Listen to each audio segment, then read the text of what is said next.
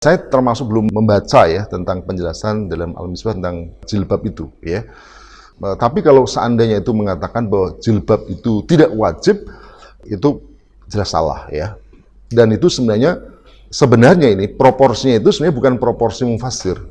Karena mufassir itu sebenarnya lebih pada memahami fahma muradil lafadz, bukan sampai menghasilkan sebuah konklusi hukum. Jadi kalau konklusi hukum sampai kesimpulannya itu al-wajib, as-sunnah, al-haram, al-makruh atau al-mubah, yaitu itu sebenarnya proporsinya sudah proporsi fuqaha ya, para ahli fikih ya. Oleh karena itu kalau kita baca dalam tafsir pun ketika mereka menjelaskan tentang perkara-perkara hukum, mereka merujuk kepada pendapat para fuqaha. Contoh misalnya yang saya pernah belajar tadi adalah kitab yang ditulis oleh Dr. Muhammad Ali As-Sabuni. Judulnya apa? Arwa'iul Bayan fi Tafsiri Ayatil Ahkam. Itu kitab beliau, ada beliau kitab tafsir yang lain, misalnya Sofatut Tafasir. Tapi khusus yang persoalan hukum, itu Dr. Muhammad Ali As-Sabuni menulis kitab judulnya khusus membahas tentang ayat-ayat ahkam. Arwa'iul Bayan fi Tafsiri Ayatil Ahkam. Nah, dalam kitab itu membahas tentang khusus ayat-ayat hukum. Dikupas habis ya, beberapa ikhtilafat.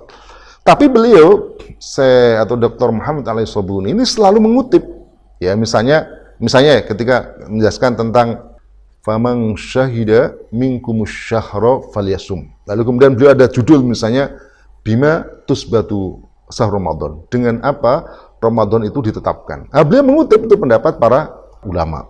Lalu kemudian misalnya apakah kemudian diakui ikhtilaful matali misalnya.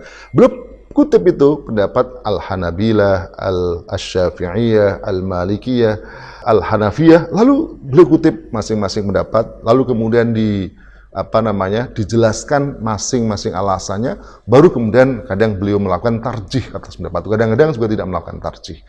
Jadi kalau menyampaikan tentang ayat ahkam, ayat tentang hukum, semestinya para mufassir atau para ahli tafsir itu, kalau dia bukan termasuk ahli fikih, mestinya dia akan merujuk kepada penjelasan para fuqaha, begitu. Nah, setahu saya, kalau tentang jilbab itu tidak ada perbedaan kalangan para fuqaha tentang wajibnya mengenakan jilbab, gitu. Itu para fuqaha, ya.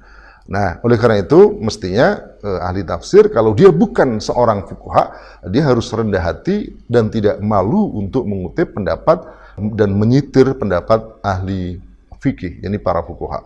Dan disajikan bagaimana pendapat mereka. Kenapa?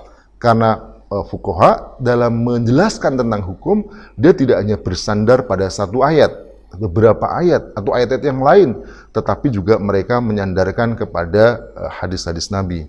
Juga mendasarkan pada ijma'us sahabah atau juga al-qiyas. Nah, ini saya kira. Oleh karena itu kalau merujuk tentang pendapat tentang jilbab, hukum tentang jilbab bukan merujuk kepada tafsir tetapi dalam kitab-kitab fikih, ya. Seperti itu penjelasannya. Ya, meski di dalam kitab fikih sebagai kitab tafsir kadang juga dijelaskan.